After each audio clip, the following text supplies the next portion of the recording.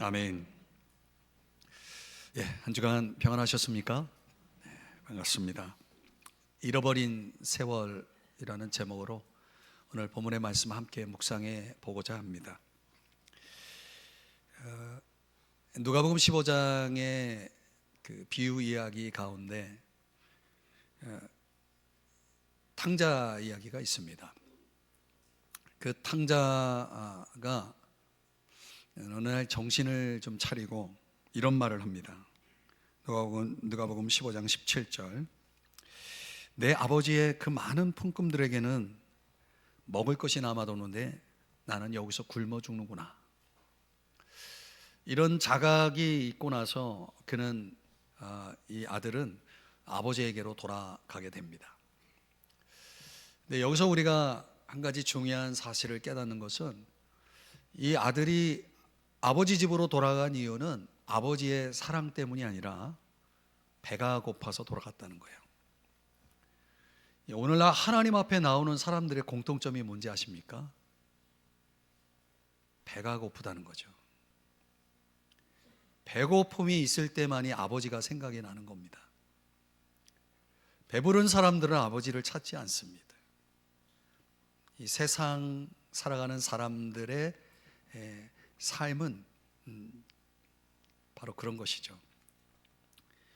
이 돌아온 탕자는 이 배고픔의 문제, 양식의 문제를 해결하기 위해서 결국 아버지 앞에 돌아왔고, 자신의 그 방탕함과 아버지의 뜻을 거스른 그런 문제를 용서받게 되는 그런 결과가 나온 거죠. 양식의 문제와 용서의 문제는 서로 이렇게 구조적으로 잘 연결되어 있음을 알 수 있습니다. 우리가 지금 함께 살펴나가고 있는 이 주 기도문, 주님이 가르치신 기도의 구조를 보면, 지난주에 우리가 오늘 일용할 양식을 우리가 주님에게 구했잖아요. 그 양식을 구한 문제에 이어서 지금은 우리의 죄를 사해 달라는 기도를 이어가고 있는 겁니다. 이 두 가지가 이 돌아온 탕자에게 해결된 것처럼, 돌아온 탕자처럼 저와 여러분, 우리 모든 그리스도인들은 이 절대 양식의 문제, 생명의 문제, 구원의 문제와 함께 이 죄 사함의 문제를 해결했기 때문에 이 두 가지가 필요한 거죠. 생명이 필요하고 용서가 필요한 존재로 살아가고 있다는 것입니다. 예수 그리스도를 믿음으로 말미암아 절대 양식인 하나님의 생명, 영생이라고 하는 것을 우리가 얻게 되지만, 사실상 살아가다 보면 우리의 부족함으로 인하여서 저와 여러분들은 끊임없이 실패하고 넘어지죠. 그래서 여전히 우리는 용서가 필요한 존재로 살아가고 있다는 것입니다. 그런 원리 차원에서 오늘 우리가 깨달아야 할 것이, 오늘 주님이 가르치신 기도가 그런 차원에서 매우 중요한 것입니다. 사람이 먹고 사는 문제가, 양식의 문제가 해결된다고 행복한 건 아닌 것 같아요. 우리의 기도가 양식을 구하는 문제에서 멈출 수가 없는 것입니다. 양식이 아무리 많아도 용서받지 못한 사람은 행복하지 않습니다. 감옥에 들어가 있는 사람이 아무리 양식이 많으면 뭐합니까? 행복할 수가 없죠. 그 죄의 문제가 해결되어서 감옥에서 나와야, 그 자유가 주어져야 행복할 수가 있는 것입니다. 그런 차원에서 지난주에 이어지는 이 오늘의 기도가, 주님이 가르치신 이 기도가 우리에게 얼마나 중요한 기도인지를 우리가 깨달을 필요가 있는 것입니다. 우리가 우리에게 죄 지은 자를 사하여 준 것 같이 우리 죄를 사하여 주시옵고, 오늘 이 기도가 가지고 있는 구체적인 의미가 무엇인지 오늘 두 가지로 여러분들과 함께 풀어가면서 오늘 주님이 가르치신 기도의 의미를 깊이 깨닫는 여러분 되시기를 주의 이름 축복합니다. 첫 번째는 죄인됨의 고백이라는 것입니다. 주님이 오늘 가르치신 이 기도의 의미는 내가 죄인이라는 사실을 고백하는 기도라는 것입니다.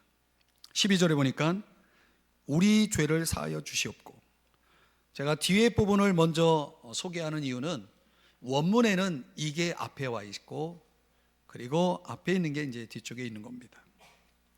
자, 여기서 중요한 단어가 죄라는 단어입니다. 원문의 의미대로라면 영어 성경에 나온 이 데츠라고 하는 단어를 오늘 우리말 성경에는 죄라고 번역을 했습니다. 데츠, 빚이죠. 채무, 부채를 가리킵니다. 그러니까 성경은 죄를 더럽힘, 어둠, 속박, 짐, 질병, 길 잃음, 이런 다양한 표현으로 죄를 설명하고 있지만, 오늘 성경은 딱 이거 데츠라고 하는 짐으로, 빚으로 이 죄를 설명하고 있다는 거죠. 이게 무슨 말이냐면, 우리가 하나님 앞에서 하여야 할 어떤 책임을 다하지 못한 것, 이렇게 정의할 수 있는 것입니다. 그러니까 우리가 해야 할 책임을 다하지 못한 것, 이게 뭐라고요? 데츠, 부채라는 거예요. 이 의미를 잘 설명해 준 성경 하나가 있는데, 야고보서 4장 17절인데 우리 한번 여러분의 목소리로 이 성경 한번 읽어 주시겠습니까? 시작. 사람이 해야 할 선한 일이 무엇인지 알면서도 하지 않으면 그것은 그에게 죄가 됩니다. 자, 여기 뭐라고 말씀합니까? 해야 할 일인데 알면서도 하지 않으면 그게 뭐다? 죄다. 데츠가 된다는 겁니다. 그 죄라는 것은 다시 설명드리면 하나님께 대한 법적 의무를 다하지 않는 것, 말씀을 지키고 그분의 뜻대로 전적으로 충성을 다하지 않는다면 그게 데츠, 죄가 된다는 거예요.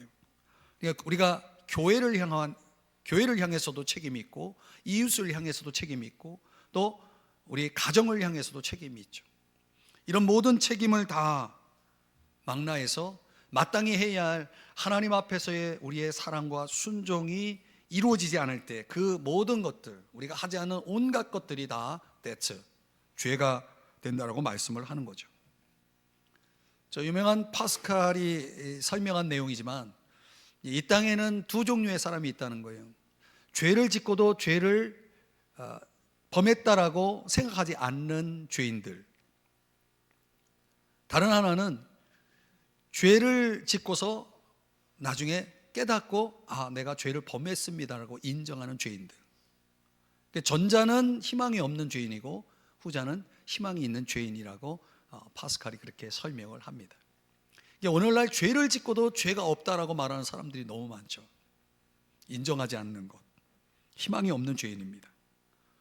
우리가 신앙적으로 보면 인격적으로 성숙해지고 정말 하나님이 기뻐하시는 그런 거룩한 사람으로 나아갈 때 우리가 해야 할 가장 중요한 특징이 뭐냐면 정직해져야 된다는 거예요. 정직해져야 된다는 거예요. 내 삶에 들어와 있는 모든 것들을 정직하게 내어놓을 수 있는 사람, 그 사람이 성숙한 사람이에요. 그 사람이 거룩한 사람이에요. 이제 말하자면 절대 진리는 이것이죠. 예수 그리스도께서 십자가에 못 박혀 죽으실 때 그분의 그 십자가의 죽으심이야말로 저와 여러분의 과거, 현재, 미래의 모든 죄를 용서하시는 행위였다는 거예요. 그럼 우리는 주의 십자가를 믿을 때 우리의 모든 죄가 용서된다는 사실, 이게 절대 진리입니다. 믿으십니까? 동시에 우리의 모든 죄가 용서되었지만 여전히 우리가 이 땅에 사는 동안 우리는 크고 작은 우리의 연약함으로 인해서 자꾸 죄를 짓는다는 거예요. 여전히 죄와 치열한 전투를 벌이는 인생을 살아간다는 거예요. 이 또한 절대 진리입니다.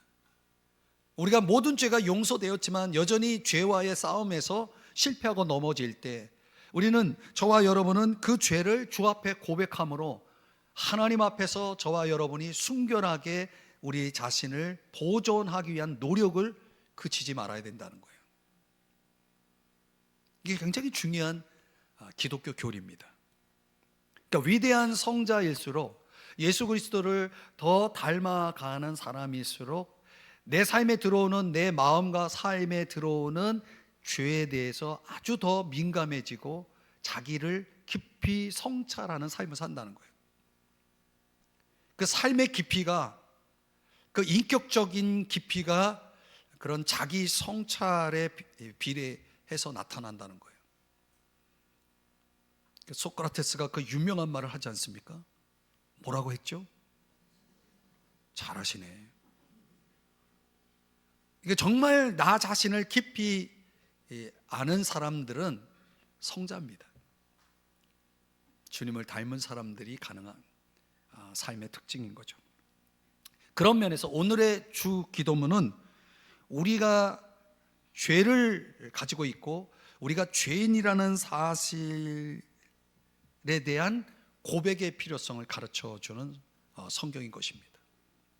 요한일서 1장 9절의 말씀에 보면 만일 우리가 우리 죄를 자백하면 그는 미쁘시고 의로우사 우리 죄를 사하시며 용서하시며 우리를 모든 불의에서 깨끗하게 하실 것이요. 이 자백이라고 하는 것이 얼마나 중요한 겁니까? 그 자백의 결과로 따라오는 것들이 뭐예요? 용서라는 것이고 깨끗함이라는 것입니다. 그 반대로 시편 32편의 3절 4절의 말씀에 보면 입을 다물고 죄를 고백하지 않았을 때는 어떤 일이 벌어지냐면 온종일 끊임없는 신음으로 밤을 지새게 된다는 거예요. 밤낮 주의 손이 나를 짓누르듯 견뎌내지 못하는 거죠. 아주 고통스러운 밤을 지새면서 보내게 되는 것입니다. 이런 밤을 견디다 못해 시인은 결국 32편 5절에서 이렇게 합니다. 털어놓습니다. 그러니까 내가 죄를 덮어 숨기고 있을 때는 온종일 신음하는 고통 속에서 내가 시간을 보냈다면 이제 그냥 다 털어놓습니다. 주님, 내가 이런 죄를 지었습니다 라고 털어놓았더니 주님이 어떻게 하셨다고요? 기꺼이 용서하셨다라고 말하고 있죠.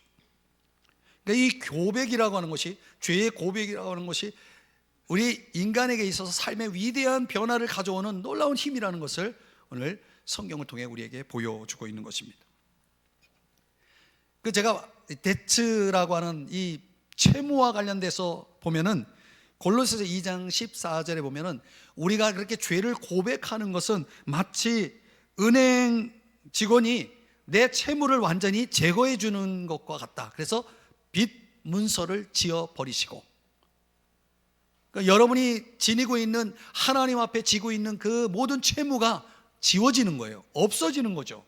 뭐가 이렇게 한다고요? 고백이. 얼마나 이 고백이 중요한지를 여러분이 깨달으셔야 되는 거예요. 오늘 주님이 우리에게 가르쳐 주시는 이 기도의 깊이를 알게 하는 한 시인의 시가 있습니다. 민족 시인 윤동주님의 또 태초의 아침이라는 시가 있습니다. 그 시는 이렇게 시작합니다. 하얗게 눈이 덮이었고 전신주가 잉잉 울어 하나님 말씀이 들려온다. 윤동주님이 이 시를 5월에 습작한 걸로 알려져 있는데 그 배경은 눈 덮인 겨울을 이야기하고 있습니다. 이 시를 해석하는 학자들은 이 눈 덮인 겨울을 죄 짓지 않은 상태라고 그렇게 보고 있습니다. 죄 짓지 않은 상태. 이 전신주 소리, 저는 어렸을 때 전봇대라고 그러거든요. 그 선들을 이렇게 묶어놓은 선들을 지탱해 주게 하는 전신주 소리를, 잉잉하는 소리를 들으면서 이 시인은 하나님의 음성을 듣습니다. 이 얼마나 참 놀라운 일입니까? 그러니 여러분, 우리가 하나님의 음성을 들을 만큼 이 시인이 이 깨어있는 모습을 우리가 보면서 그 뒤에 이어지는 내용이 뭐냐면 무슨 계시일까? 무슨 계시일까? 그러니까 이 시인은 사물을 통해서도 하나님의 음성을 들을 수 있을 만큼 깨어 있을 뿐만 아니라 성경 말씀을 펴고 거기에 말씀에 귀를 기울이고 있는 모습을 이 시에 담고 있습니다. 그 다음 이어지는 내용을 보면 빨리 봄이 오면 죄를 짓고 눈이 밝아. 여러분, 지금 눈 덮인 겨울에서 봄이 찾아왔다는 것입니다. 근데 이 봄이 오면 죄를 짓는다라고 말하고 있죠. 이 윤동주 시인은 틀림없이 창세기 2장을 펴고 있었던 것 같아요. 봄은 생명을 탄생시키는 계절이잖아요. 아담과 하와가 에덴 동산에 있을 때 이제 봄의 계절이 찾아오자 그 동산 가득 채워져 있는 나무들이 열매를 주렁주렁 내주기 시작합니다. 우리 하나님께서 아담 하와에게 그런 명령을 내리죠. 선악을 알게 하는 나무의 실과는 먹지 말라. 열매는 먹지 말라. 동산 중앙에 있는 생명나무와 선악 알게 하는 나무에 대해서 지명하시고 말씀하시면서 이쪽 선악 알게 하는 나무의 열매를 먹지 말라라고 명령을 하시게 됩니다. 근데 이 생명이 탄생하는 계절 봄을 맞이하고 이제 그 열매들 주렁주렁 맺어져 있는 열매들을 보고 있는 이 아담 하와에게 이제 뱀으로 나타난 마귀가 유혹을 합니다. 결국은 그 열매를 먹고 죄를 범하게 되는 거죠. 지금 윤동주 시인은 그 시에서 바로 그 장면을 묘사하고 있는 것입니다. 그 풍성한 봄의 계절, 눈에 보여지는 보함직한 먹음직한 열매를 먹듯이 이 아담의 후예인 저와 여러분들은 이 풍성함 속에서 그런 아담의 죄의 유혹에 빠지고 만다는 거죠. 인간이 그 풍성함을 만들어가는 방법은 뭡니까? 자신의 안녕과 행복을 위해서 스스로의 힘을 의지하고 만모니즘의 우상을 숭배하면서 자기의 삶의 영역들을 채워나가잖아요. 이게 아담이 보여준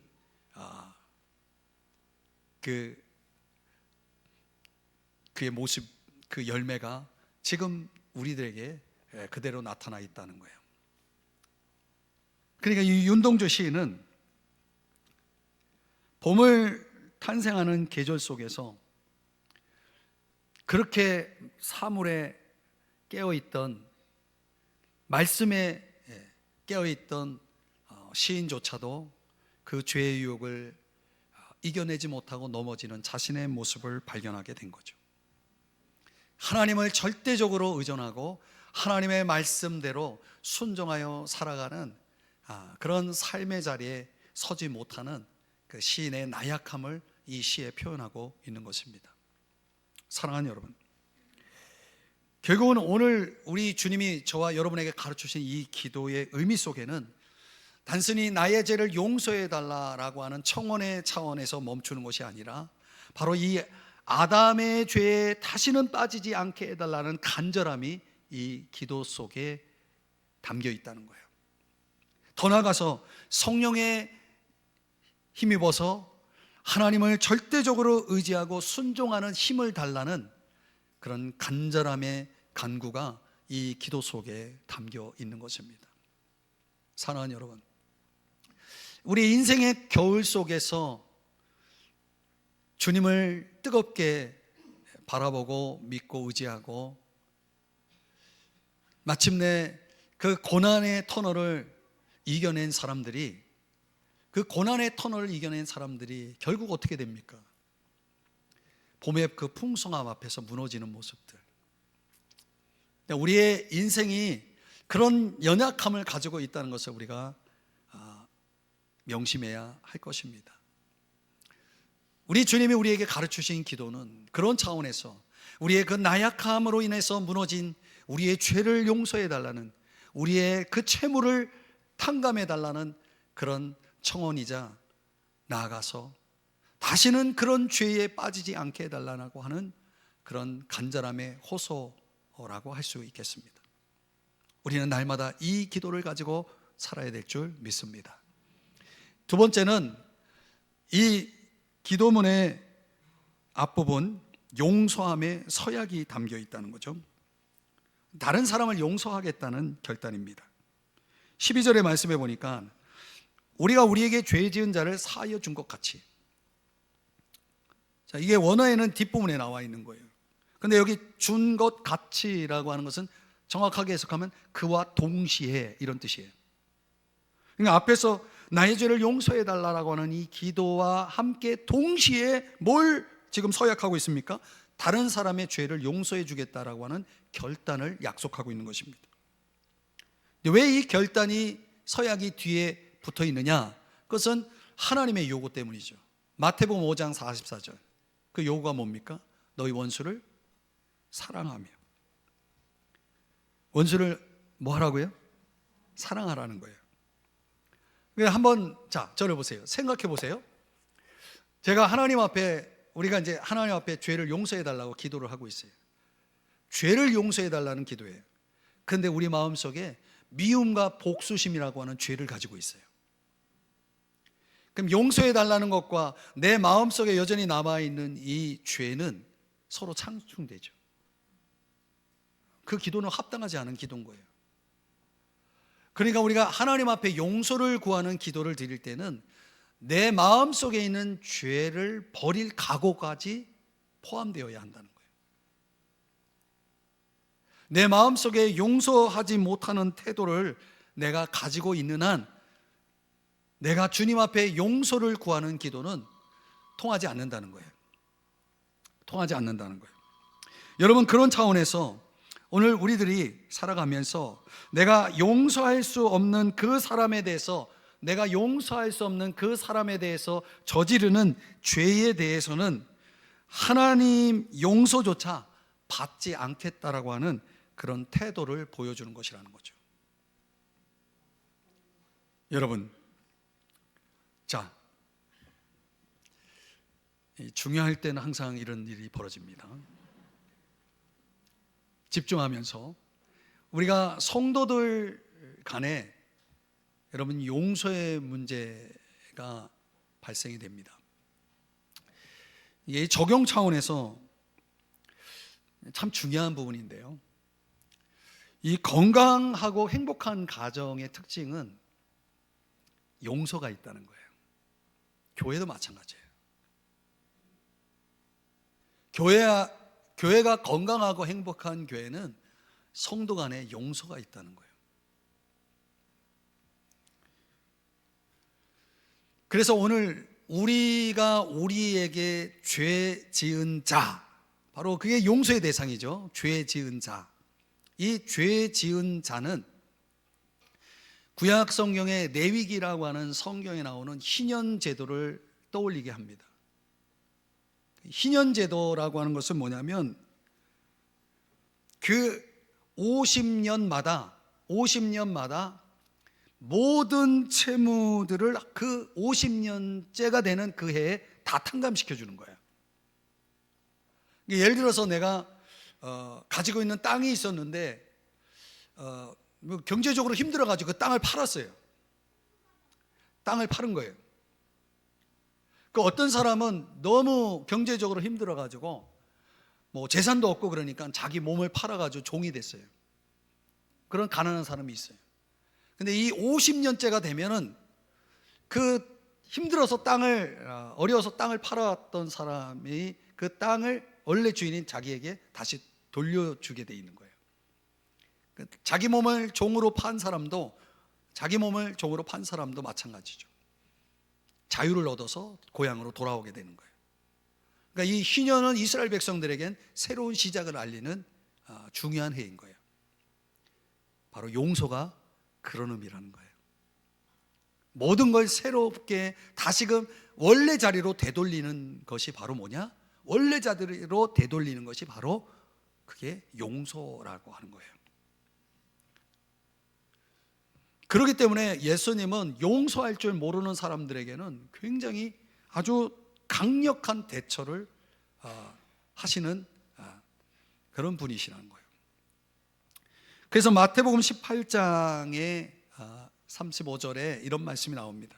너희가 각각 마음으로부터 형제를 용서하지 아니하면 나의 하늘 아버지께서 너희에게 이와 같이 하시리라. 근데 이 이야기의 그 배경 설명이 뭐냐면, 어떤 주인이 자기에게 이제 돈 빌린 엄청나게 큰 빚을 진 사람에게 이제 이 빚 없는 걸로 합시다 해가지고 탕감을 해줬어요. 근데 그 사람이 집에 가다가 자기에게 돈을 빌린 사람을 만났어요. 동료를 만났는데 엄청나게 빚을 탕감받았음에도 불구하고 그 조금 빚을 진 사람의 그 빚에 대해서 그거 안 갚는다고 감옥에다 집어넣었어요. 그러니까 그 소식이 이제 주인에게 들린 거예요. 그 주인이 엄청난 빚을 탕감시켜 준 사람을 다시 불렀어요. 내가 당신에게 이런 일을 했는데 당신은 그 얼마 안 되는 동료가 빌린 그 빚에 대해서 그거 갚지 않는다고 그를 감옥에 집어넣었다는 이야기가 들리는데 그게 사실이요. 내가 당신에게 탕감해 준 그 엄청난 빚 다시 원상 그 빚 탕감 없던 일로 하겠습니다 했다는 거예요.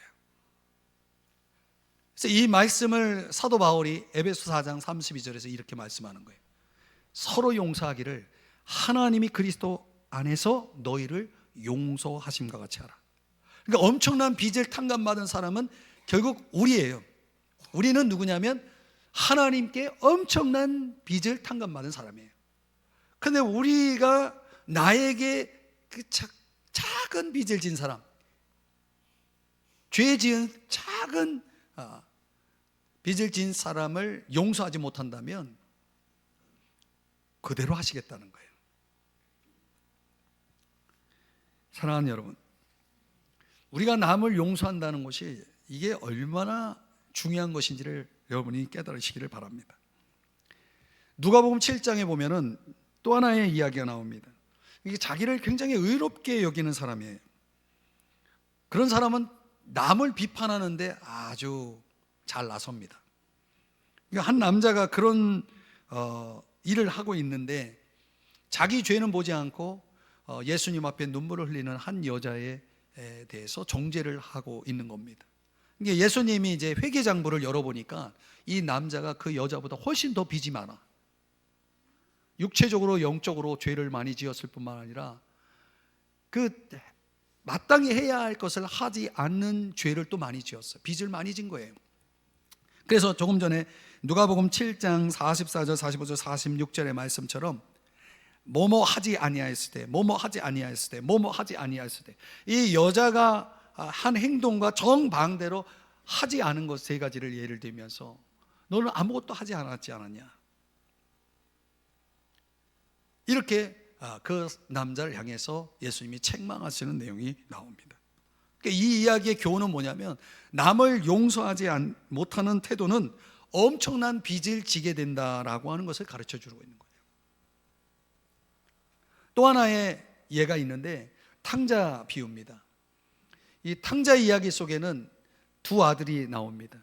형이 있고 동생이 있죠. 근데 동생이 굉장히 도덕적으로 참 문제가 있어서 아버지 속도 새기고 나가서 재산 다 날리고 거지가 돼서 돌아왔어요.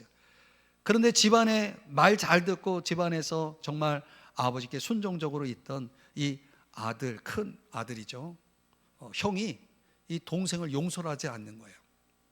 그러면서 아버지와 동생과의 교제도 거절하고 아버지가 마련한 잔치에도 나가지 않습니다. 결국 이 형은 결과적으로 어떻게 되냐면 회개하지 않았기 때문에 용서받지 못합니다. 그리고 중요한 이 이야기 속의 핵심은 뭐냐면 이 동생을 용서하지 않는 마음으로 동생을 향해서 마음의 문을 딱 닫았을 때 그 마음의 문을 닫는 순간 아버지를 향한 마음도 닫아버렸다는 거예요. 이게 굉장히 중요한 교훈입니다, 여러분. 여러분이 사람에 대한 용서하지 못하는 마음을 갖는 순간 하나님을 향해서도 마음의 문을 닫게 되어진다는 거예요. 하나님으로부터 오는 은혜를 다 차단하게 되어진다는 것입니다. 여러분 깨달으시기를 바랍니다.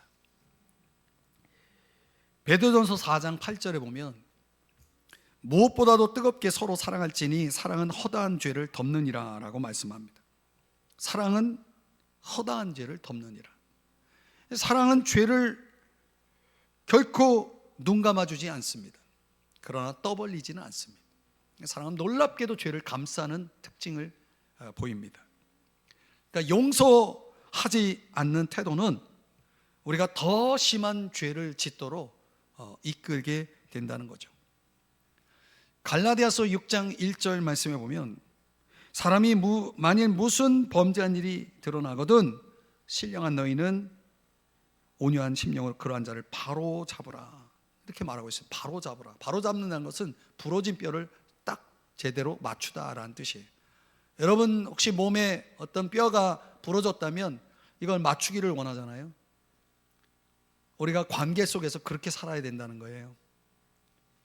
부러진 걸 보고 흉을 보거나 그걸 가지고 뭐라고 해서는 안 된다는 거예요.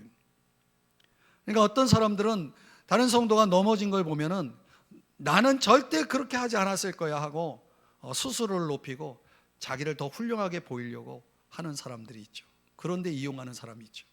다른 사람의 넘어짐을 자기를 높이는 데 사용하는 사람들이 있어요.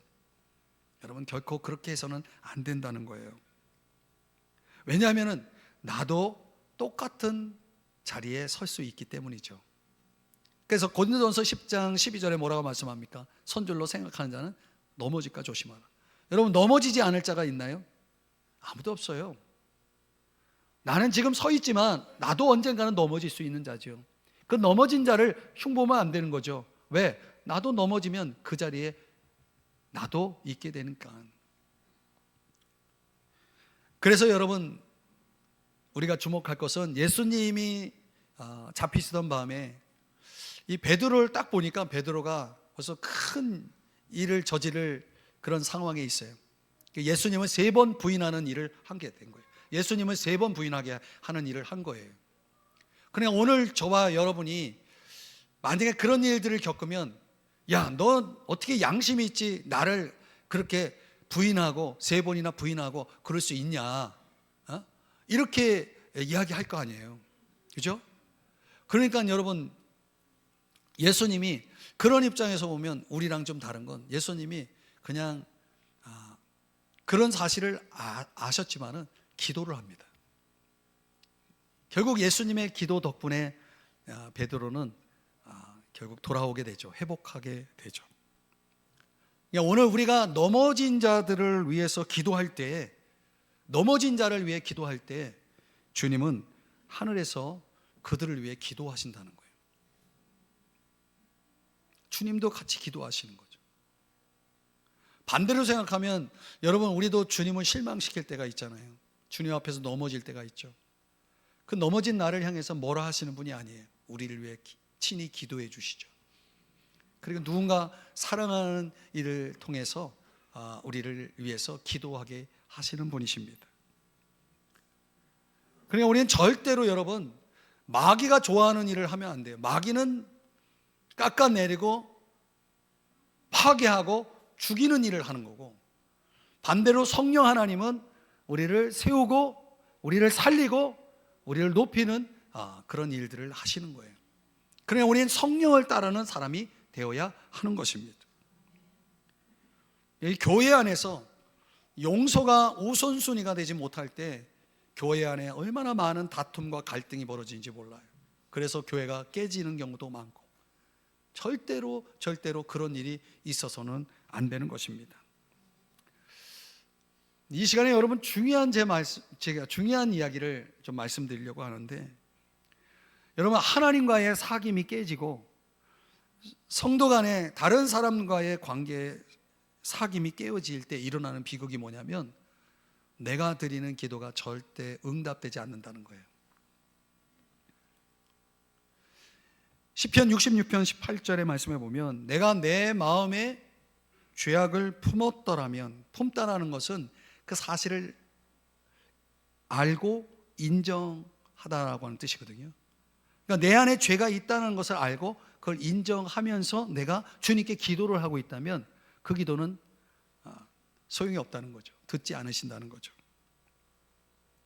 그러니까 고백하지 않은 죄가 우리의 기도의 응답을 방해하는 요소가 된다는 것입니다. 주님은 악을 행하는 자들에게는 얼굴을 돌리시기 때문에 그렇습니다.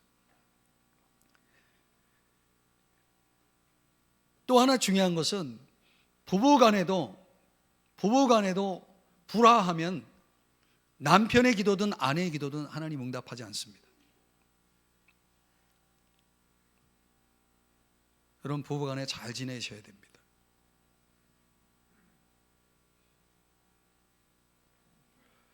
우리가 요한복음 15장 7절에서 말씀하는 것처럼 너희가 내 안에 거하고 내 말이 너희 안에 거하면 무엇이든지 원하는 대로 구하라 그리하면 이루리라. 이 말씀이 무슨 뜻이냐면, 말하자면 하나님과 올바른 관계 속에서 하나님의 말씀이 중심이 되어서 우리가 하나님 앞에 그럴 때 드리는 기도가 응답될 것이라는 말씀이에요.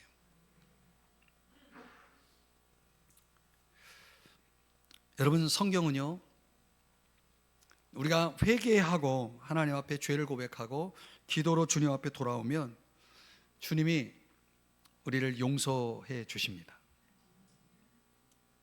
용서만 해 주시는 게 아니라 우리의 오늘 설교 제목처럼 잃어버린 세월의 모든 것을 다시 되돌려 주십니다. 보상해 주신다는 거죠. 요엘 2장 25절의 말씀에 보면 그 여러 해의 손해를 내가 너희에게 보상해 주겠다, 이렇게 말씀을 하시는 겁니다. 찰스 스퍼전 목사님이 이 본문을 가지고 이런 설교를 했다고 그래요. 잃어버린 세월을 결코 원래대로 회복시킬 수는 없습니다. 맞죠? 시간은 한 번 지나가면 그것으로 끝입니다. 맞는 얘기죠. 우리는 시간을 되돌릴 수 없습니다. 그렇습니다, 여러분. 그런데 스펄전 목사님 다음 내용은 이런 설교의 내용입니다. 그러나 여기 하나님이 우리가 낭비한 축복들과 익지도 못한 채 떨어졌던 열매들을 다시 되돌려 주실 신기하고 놀라운 길이 있습니다. 믿는 자에게는 능치 못할 일이 없습니다. 여러분, 하나님은 어떤 분입니까? 능치 못할 일이 없으신 분이라고 그랬죠. 여러분, 잃어버린 세월을 회복할 수 없죠. 지나간 시간을 다시 되돌릴 수는 없죠. 그러나 하나님에게는 어떨까요? 하나님은 방법이 있어요. 하나님은 얼마든지 우리가 잃어버린 축복들과 놓친 열매들을 다시 되돌릴 수 있다라고 말씀을 하시는 겁니다. 그래서 하나님은 모든 은혜의 하나님이신 겁니다. 하나님은 그렇기 때문에 저와 여러분에게 더 큰 은혜를 주시는 분이십니다. 말씀의 결론을 맺어요. 그분은 우리의 잃어버린 세월을 충분히 회복하시고 다시 되돌려 주실 수 있는 분이십니다. 믿으시기 바랍니다. 여러분, 그렇기 때문에 우리 앞에 서신 그 구주께 그 놀라운 은혜의 손길이 우리에게 내밀어질 때 여러분이 그 손을 잡으면 되는 거예요. 그분은 지금도 저와 여러분에게 그 은혜의 손길을 내밀면서 오늘 우리에게 가르치신 이 기도를 바치며 살라라고 말씀을 하고 있는 거예요. 마태복음 6장 12절 말씀, 더 메시지 번역으로 우리 한번 다 같이 읽어볼까요? 시작. 아버지께 용서받은 우리가 다른 사람들을 용서하게 하소서. 아멘. 여러분, 이 기도를 가지고 여러분이 사신다면, 이 기도대로 여러분이 순종하신다면 하나님은 여러분의 잃어버린 모든 것들을 다시 되돌리시겠다라고 말씀을 하시는 것입니다. 지금도 우리 주님은 그럴 준비가 되어 있고 그 은혜의 손길을 우리에게 내밀고 계시는 거죠. 여러분에게 묻겠습니다. 여러분들은 진정 용서받는 삶, 용서하는 삶을 살고 계시는지요? 잃어버린 세월을 되돌릴 수 있는, 잃어버린 모든 것들을 회복할 수 있는 그 길을 선택하지 않으시겠습니까? 오늘부터 주님이 우리에게 가르치신 이 기도를 가지고 이 기도를 바치고 이 기도대로 살아가시는 여러분 되시기를 주님의 이름으로 축복드립니다. 기도하겠습니다. 사랑하시는 주님,